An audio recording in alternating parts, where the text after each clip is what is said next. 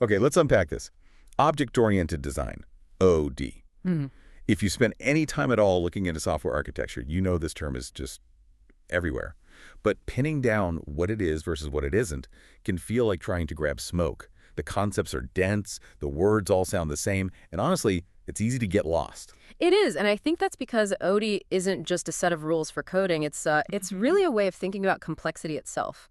So our mission for this deep dive, using the sources we've looked at, is to get past those textbook definitions. We want to show you why principles like encapsulation and inheritance are so important, and how they actually help solve problems when you're building, huge pieces of software.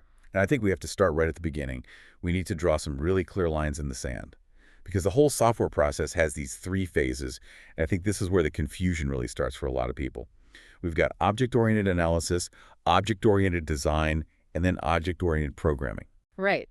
Think of it as the whole life cycle of building something new. You start with object-oriented analysis, or OOA. That's your exploration phase. That's the what. Yeah. You're out there talking to users, gathering requirements, and just trying to model the problem you're trying to solve. So wait, if OOA is just gathering requirements, why bother calling it object-oriented at that stage? Why not just, requirements analysis? That's the key. Because even when you're just analyzing, you're already starting to frame the problem in terms of objects. You're thinking about a customer, an order, a product. You're finding the structure of the problem before you even think about the solution. And once you have that analysis, then you move to object-oriented design.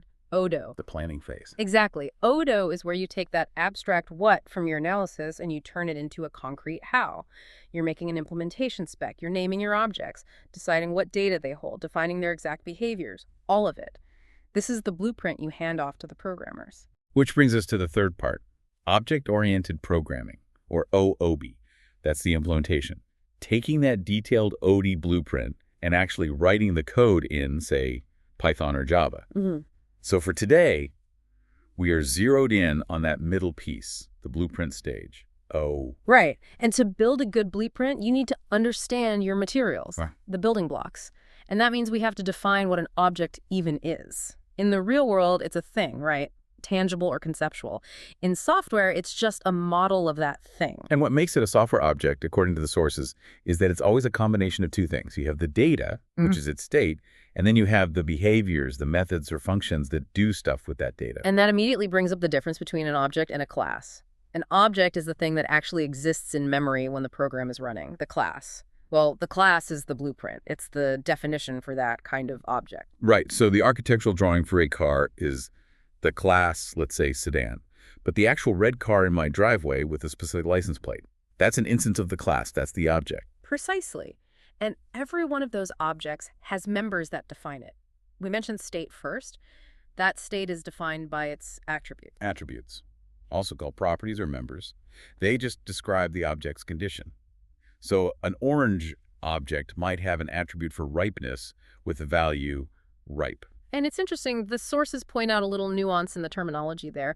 Often, attributes and properties are used interchangeably, but sometimes attributes are seen as read-write, while properties can imply a more controlled, maybe even a read-only, access. That's an interesting distinction. So if a language like Python is a bit loose with that, does that cause problems? It means you have to be more disciplined in your design phase. If the language doesn't enforce it, your design document has to be crystal clear about what data can be changed and what can't. Because the other half of the object, the behavior, that's where the action is. The methods, the functions. They take in parameters, they do tasks, and they're the ones that manage the object's internal state. They're the verbs. And to tie this all back to ODE, you need a way to draw this stuff out, a common language. That's why UML, the Unified Modeling Language, is so common. It's a standard way to visually design and talk about these classes before you've written a single line of code. Okay, so we have the parts, objects, classes. But just having parts isn't enough. We need a philosophy for how they interact, how they manage complexity. Exactly. And that brings us to the main purpose of all this modeling, which is to define an object's public interface. And that leads us straight to encapsulation. Encapsulation. Information hiding. I feel like this is a concept that's often taught in a very simple way, but the real power isn't just about hiding things. It's about preventing a change in one place from breaking everything else. Absolutely. That's the whole game. Encapsulation means you hide the internal guts of an object from the outside world. The interface is that small, controlled set of methods and attributes that other objects are allowed to use. Everything else is off limits. The classic example is the TV remote. The remote is your interface. You can change the channel, turn up the volume. You don't need to know anything about the capacitors or the circuit board inside the TV to use it. That complexity is encapsulated. And the architectural payoff is huge. If the engineers invent a better sound processor for the TV's internals, they can swap it out. They don't have to redesign your remote control. You can change the implementation without breaking everything that depends on the public interface. It's how you keep large systems maintainable. Which leads to a really crucial design rule that the sources just hammer on. The interface must be designed for ease of use, the KISS principle, and never for ease of implementation. Right. It has to make the user's life simple, even if the code behind it is incredibly complex. And this idea of only showing what's necessary leads directly to the next core idea, abstraction. Abstraction and encapsulation feel very, very similar. Can we draw a hard line between them? You can. Think of it this way. Abstraction is the idea or the process, and encapsulation is the mechanism you use to do it. Abstraction is about figuring out the right level of detail for a specific task. You're pulling out the public interface and hiding everything else. I get it with the car analogy. As the driver, I interact with the steering wheel and pedals. That's one layer of abstraction. I don't need to think about combustion timing or gear ratios to go to the store. Exactly. That's the high-level abstraction. But the mechanic, when the car breaks down, they operate at a completely different, much lower level. The pistons, the timing belt. Good ode is about designing those appropriate layers so other developers only see the tools they need for their job. That makes perfect sense. Yeah. Okay, so we have these well-behaved, self-contained objects, but software is about them all working together. How do we model the relationships between them? So now we're moving from philosophy to structure. And there are three main types of relationships: association, composition, and aggregation. Association is pretty simple, right? It's just a general link. A barrel has apples. But the tricky one, the one everyone gets stuck on, is the difference between composition and aggregation. They both feel like a has a relationship. What's the real test? It all comes down to one simple rule: the lifespan rule. This is the filter. Composition is the strong has-a. It means the main object is totally responsible for the life and death of its parts. If the main object is destroyed, its parts are destroyed with it. Okay, so a house is composed of rooms. If you demolish the house, the rooms are gone. They don't exist without the house. Exactly. They live and die together. Now, aggregation is the weak has-a. The key difference is that lifespan. In aggregation, the parts can be created separately, and they can exist even after the main object is gone. Let's make this concrete with the chess game example from the sources. What would be a composition relationship in a chess game? Okay, so if you had a chessboard class, that board is composed of 64 chess position objects, those squares. If you delete the chessboard from your program, those 64 positions, which have no meaning on their own, are deleted too. The board controls their life. Got it. But then if we model the whole chess set, Yeah. that's where aggregation comes in. Right. A chess set is an aggregate of 32 chess pieces and one chessboard. The set has these things, but if you end the game and delete the chess set object, the pieces in the board don't just vanish. They can still exist as standalone objects. You can put them back in the box. They were just brought together for the game. That distinction, who controls the life and death, Yeah. that feels incredibly important for managing memory and just having a clean architecture. Okay, so moving from has-a, let's talk about the other big one. The is-a relationship. Inheritance. Inheritance is our main tool for reuse. It's modeled, loosely on biology. A child class inherits the attributes and behaviors from a parent class. And the power there is just huge. Instead of coding the same move function for every single piece, you can have a parent player class. Then specific players like Deep Blue or Garry Kasparov are just children of that class. They inherit all the basic player stuff. The chess pieces are a perfect example. You have 32 pieces on the board, but there are only 6 types of pieces: pawns, rooks, kings, and so on. So instead of writing code for color or current position 32 times, you create one parent piece class. Then the 6 specific types inherit those common features, and they only have to add the unique rules for how they move. We should probably add a little warning here from the sources. Some languages, like Python, let you do multiple inheritance, where a class inherits from more than one parent.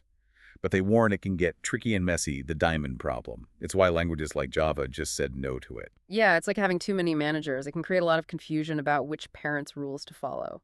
Okay, so we've built up the whole toolbox. The objects, the interfaces, the philosophies of hiding things, and the rules for connecting things. Let's zoom out.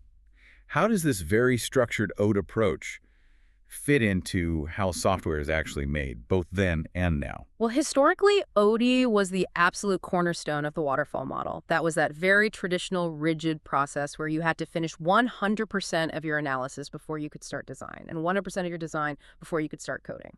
And your design had to be perfect, because going back to change it in a waterfall project A would. nightmare. Extremely expensive. You spent months getting the OD plan just right because you assumed you wouldn't get to touch it again for years. But that's not how we work today. Today, almost everyone uses the Agile model. And Agile is a totally different beast. The focus is on delivering working software in very short cycles, or sprints, maybe 2 weeks. It's all about getting feedback constantly and being able to respond to change instantly. So, how does this rigid, upfront design philosophy survive in a world of CI/CD, Scrum, and Kanban, where the whole point is speed and constant change? Doesn't Agile mean you just skip the big design phase? It's actually the opposite. Good OD principles are what make Agile possible. If you're going to be changing and deploying your code every week or even every day, it cannot be a tangled mess. ODE, especially encapsulation and abstraction, ensures that when you make a change, you only change the one small thing you meant to change.